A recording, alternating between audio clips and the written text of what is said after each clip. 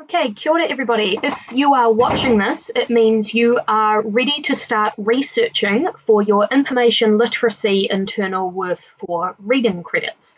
So if you're watching this video, it means that you have chosen your topic, you have written your focus questions, and now you're ready to start finding sources.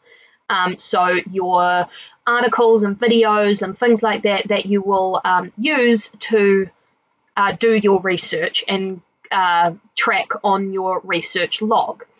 If this does not apply to you, you need to pause the video and then go back to one of the instructional PowerPoints that your teacher will have given you.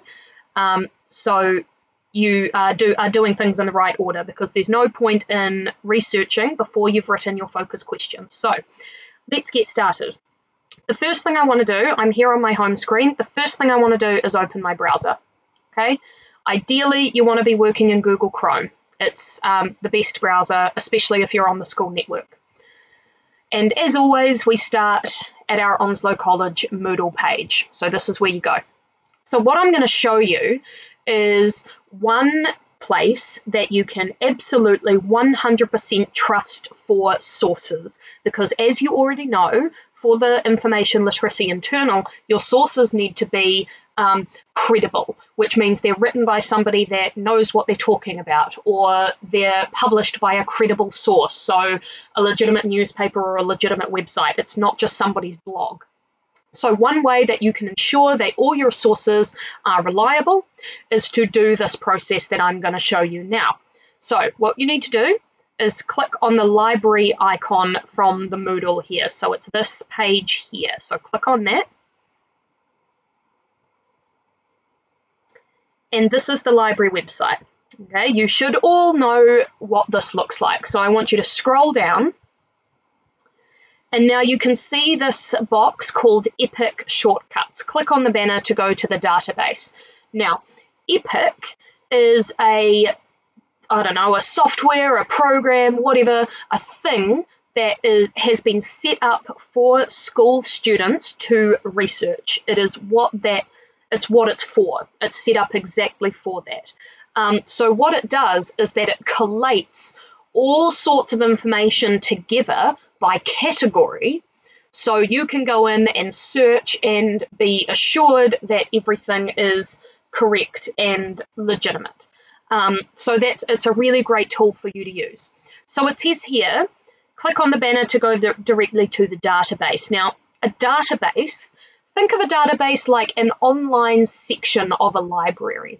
So in a library, in your non-fiction section, you've got a section for autobiographies, you've got a section for poetry, you've got a section for film, you've got a section for rugby, you've got a section for animals, you've got a section for medicine, of science, all different things. So different databases are focused on different areas of research. So you can see here, all of these different pictures are different buttons for different databases. So for example, if your topic is based in Australia and New Zealand, the Australia-New Zealand Reference Centre would be a great database to start with, because everything in there is New Zealand and or Australian based.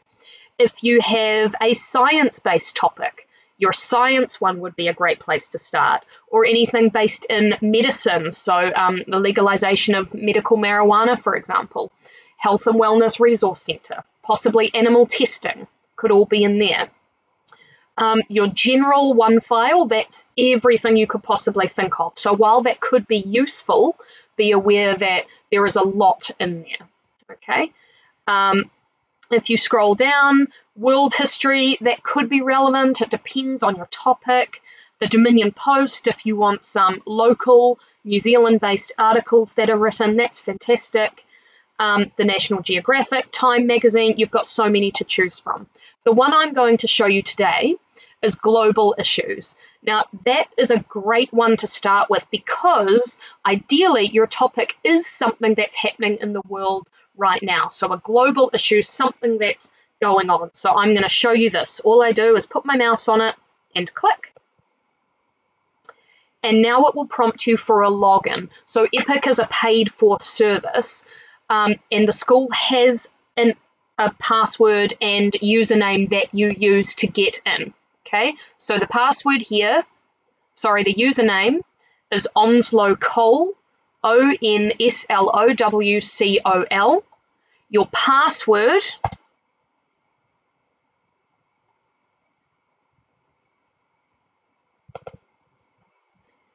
is 20 Onslow. So I'm just going to type it here for you to see. 20 Onslow. Okay, so 20 Onslow is your password. Onslow, and then you click login.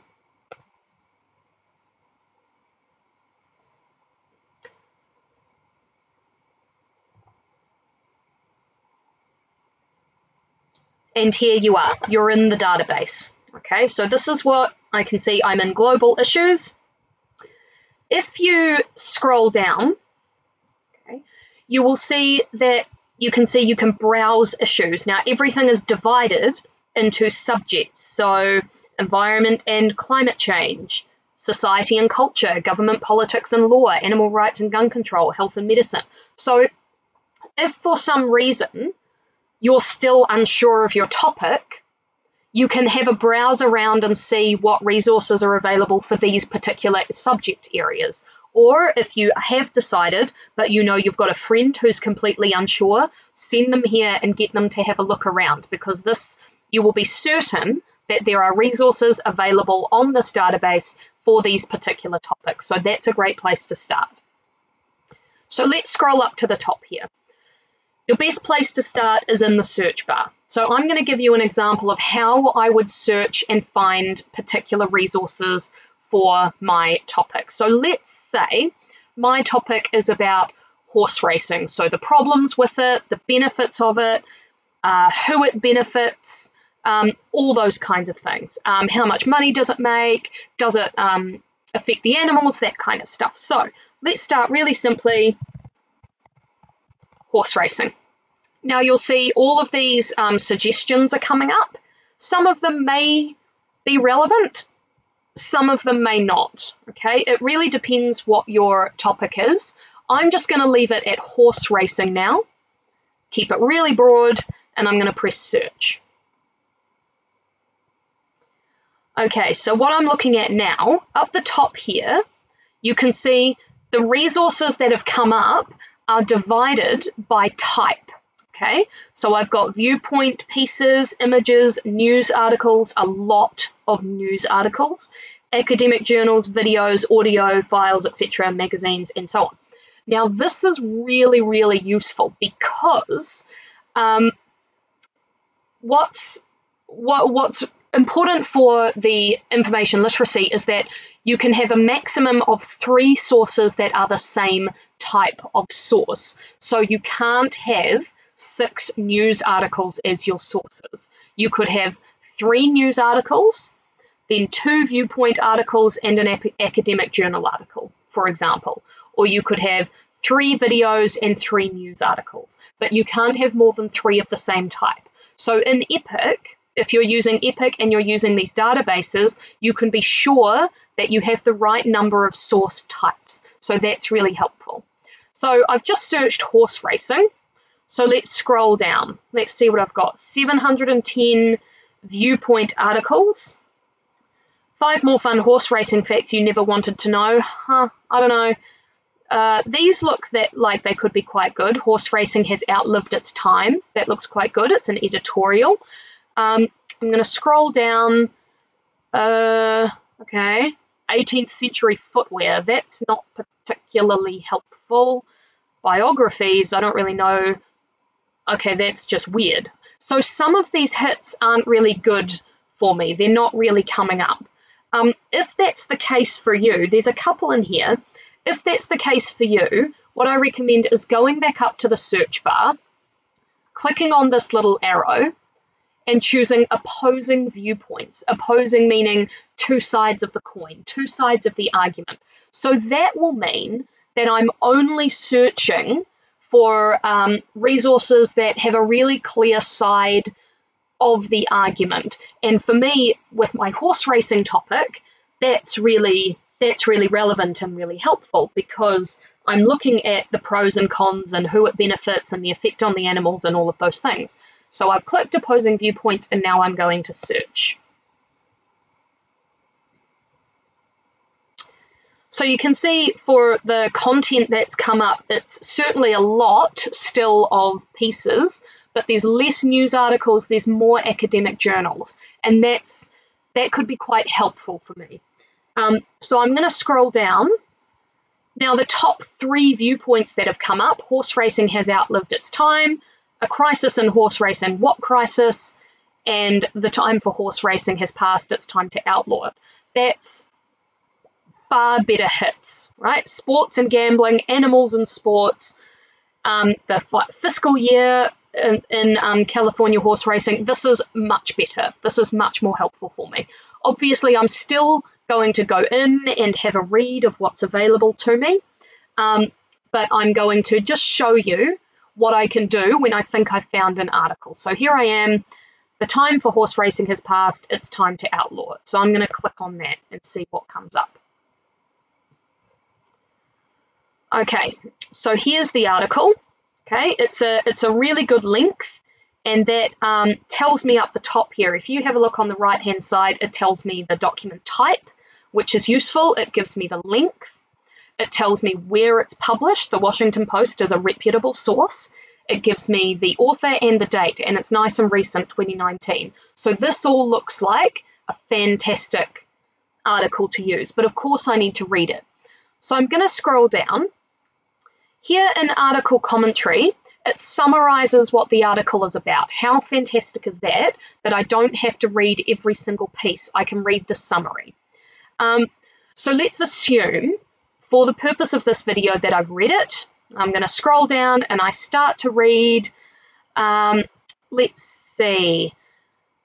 And once I'm reading, I might think, in the past 5 years, more than 5,000 racehorses have died in the United States, as documented with names. Now, that's a really good piece of information, but how can I record that? Well, in the EPIC database, if you highlight what you want, the option to highlight will come over, and you can highlight it in a particular color, so you can reference that for yourself later. And let's see. Now, this particular piece looks like what can happen to the horses during racing, how they can be injured. So that could be helpful too. I'm going to highlight that in a different color. So you can see that it's going to save that highlighting for me. So I can go back to that later. That's really fantastic. If you see up the top here, you can change the font size, you can have it read to you if you prefer. The voice isn't great, but it is possible. This is one of the most useful tools up here, okay? You can send the article to your school OneDrive, and when it'll save to your OneDrive, you can choose where you save it, and it will save your highlighting. How fantastic is that? So you don't have to print off articles. You can just do some highlighting within EPIC and then save it to your own OneDrive. Alternatively, you can email it to your school account, or you can download it. Fantastic. Okay, so this is one of the best resources you can use to find your research. On the right-hand side here, it's giving me suggestions of similar articles. Again, fantastic. That can lead me down this path of cruelty to horses, and maybe one of my focus questions can be, to what extent are horses injured during horse racing? And I can use 2 articles to help me answer my question, because I need 6 sources. I have 3 focus questions, 2 sources per focus question. So that's how to use EPIC. It will take you some time to find the right types of sources. Remember, you can ask your teacher if you're having trouble getting in. But I strongly recommend that you start by using the EPIC database because of all of these tools that are available to you. Remember, email your teachers or ask your teachers with any questions that you have. If you're not sure it's a good article, ask them, they can tell you. And remember, record your sources in your research log as soon as you find them so you can find them again. Good luck, everybody.